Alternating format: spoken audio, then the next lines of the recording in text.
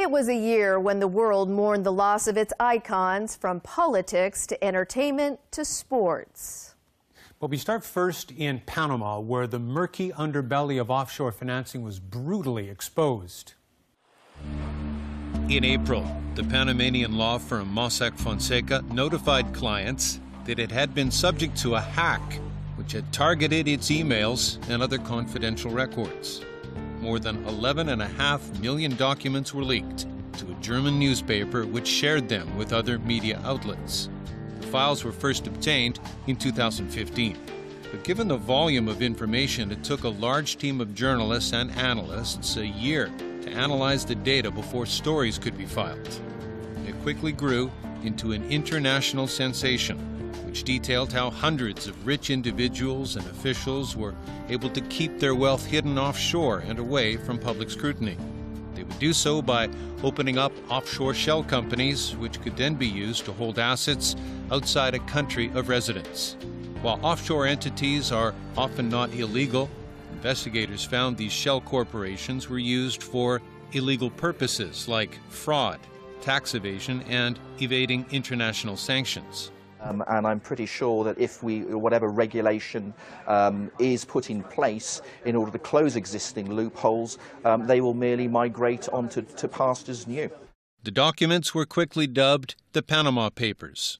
The issue of offshore holdings became a hot topic, with world leaders forced to concede more needed to be done to tighten loopholes and ensure people didn't use offshore havens as a way to avoid paying tax or evading the law.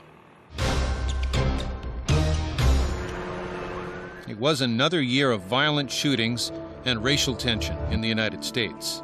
The worst incident happened in Orlando, Florida, where a gunman went on a shooting rampage at a well-known gay nightclub. On June 12th, Omar Mateen killed 49 people and wounded more than 50 others in an apparent hate crime. Mateen was later shot dead by police. We stand with the people of Orlando, who have endured a terrible attack on their city.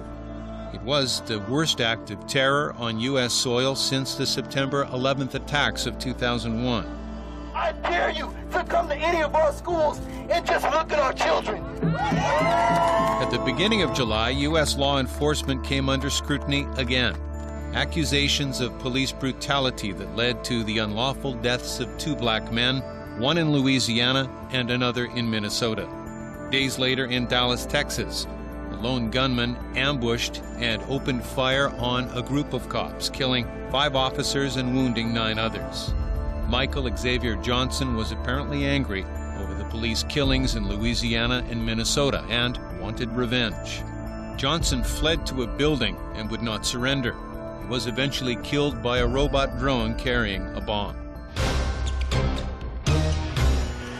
After the scourge of Ebola, 2016 saw the rise of another threat, the Zika virus. The epidemic began in Brazil toward the end of 2015, and by the start of the year, it had begun spreading throughout the country. The virus was spread by mosquitoes. It seemed to have a disturbing effect on pregnant women. Pregnant women infected with Zika would give birth to babies suffering from microcephaly, or shrunken skulls, as well as other brain abnormalities. Because of its mild symptoms, many did not realize the potential danger from Zika and the threat it posed to fetuses. Brazilian health authorities soon found that Zika was far more insidious than assumed. In February, the World Health Organization declared Zika an emergency of international concern because of the birth defects and neurological problems. By the summer, the virus had spread throughout the Americas and even into Asia, with Singapore reporting a batch of infections. Hong Kong wasn't spared, with the city reporting several imported cases.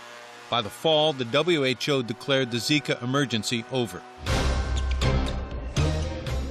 Brazil had a lot on its plate in 2016. Apart from Zika, the country faced a political crisis over its president, Dilma Rousseff. Impeachment proceedings against her were already underway when the year began, but they accelerated as the months went by.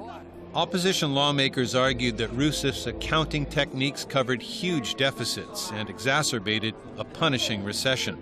Rousseff proclaimed her innocence to the end, arguing that previous presidents did the same thing. In May, the Senate temporarily suspended Rousseff's powers and duties while Vice President Michel Temer took over. At the end of August, the Senate voted overwhelmingly in favor of impeachment, finding Rousseff guilty of breaking budgetary laws. As if that wasn't enough for Brazil, people were starting to fret about whether Rio de Janeiro would stage a successful Olympics. The run-up to the Games was marred by concerns about security, facilities not being finished in time, and pollution at the rowing and sailing venues. Then there was the scandal of Russian doping allegations. Suspicion was growing that drugs was a systemic problem in Russian sport. World Anti-Doping Agency investigators found evidence of detailed state-sponsored doping in Russia. This included the manipulation of samples at the 2014 Sochi Winter Games and cover-ups of positive tests across dozens of Olympic sports. WADA recommended the entire Russian team be excluded from Rio. The International Olympic Committee rejected the proposal.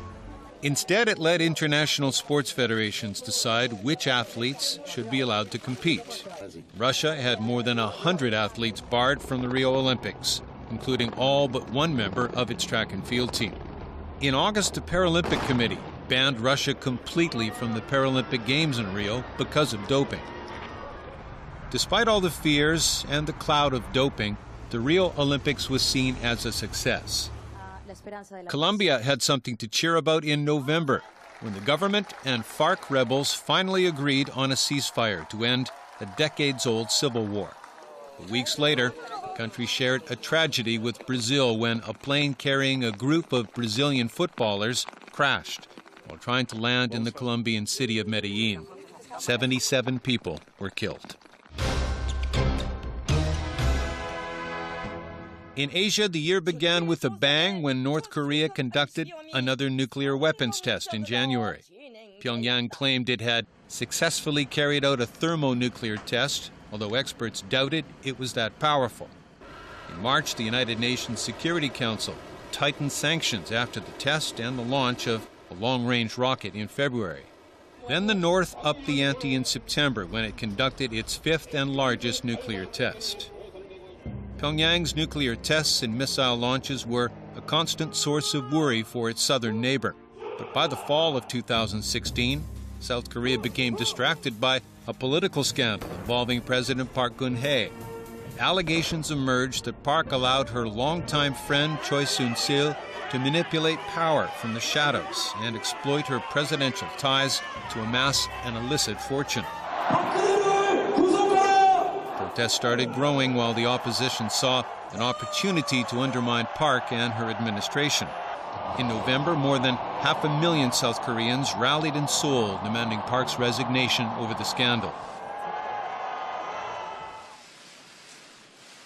In a desperate concession, Park said she would let the opposition-controlled parliament choose her prime minister. But opposition parties say her words were meaningless without specific promises about transferring much of her presidential powers to the new prime minister. It got even worse for Park when investigators revealed she may have had a role in the scandal.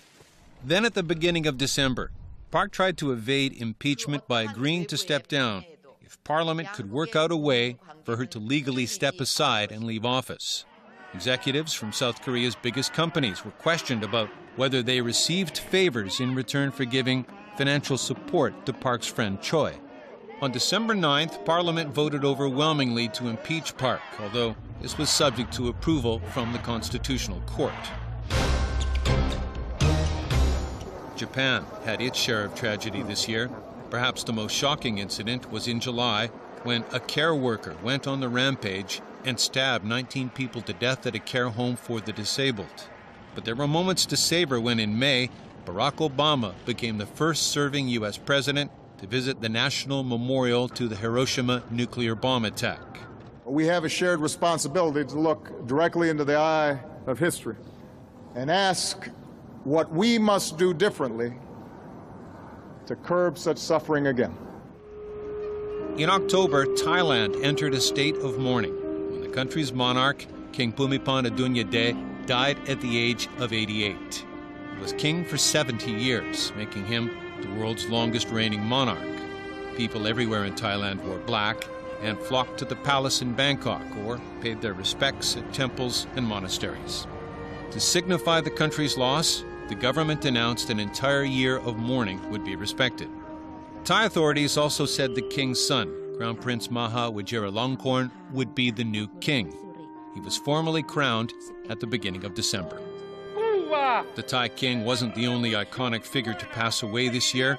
Roughly a month later, Cuba's revolutionary leader Fidel Castro died at the age of 90. A towering figure, the 20th century divided opinion both in death as well as in life. On the one hand, he was seen as a revolutionary who saved his people, stood up to American aggression, and inspired fights for freedom from Latin America to Africa. On the other hand, many saw him as a ruthless dictator whose movement trampled human rights and democratic aspirations. We also bade farewell to other famous people, including music icon David Bowie, the master of funk, Prince,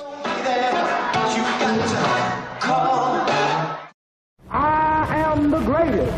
and of course the greatest of them all, Muhammad Ali. And that's our look back at the stories that shaped 2016. We hope you enjoyed the show. From all of us on the TVB News team, we wish you a happy, healthy, and prosperous year ahead. Good night. Good night.